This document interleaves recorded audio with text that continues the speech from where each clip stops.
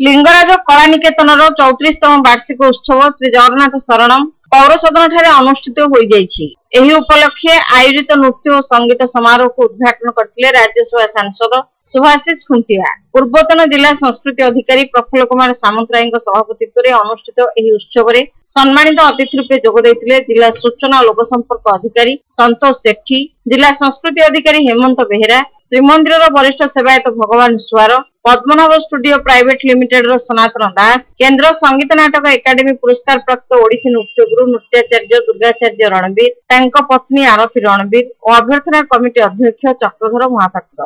अनुष्ठान प्रतिष्ठाता अध्यक्ष गुरु धवलेश्वर मिश्र, उपसभापति गणेश्वर प्रहराज, उपाध्यक्ष लोकनाथ मिश्र और मुख्य परामर्शदाता धीरेन्द्रनाथ पट्टनायक मंच आसीन थिले। संपादकीय विवरणी पाठ करथिले जगन्नाथ मिश्र। श्री जगन्नाथ संस्कृतिर प्रचारक पंडित पद्मनाभ त्रिपाठी शर्मा एवं ओडिसी नृत्य गुरु डॉक्टर श्रीमती दीप्ति राउतराय को गुरु लिंगराज मिश्र स्मृति सम्मान सम्मानित करा जायथिला।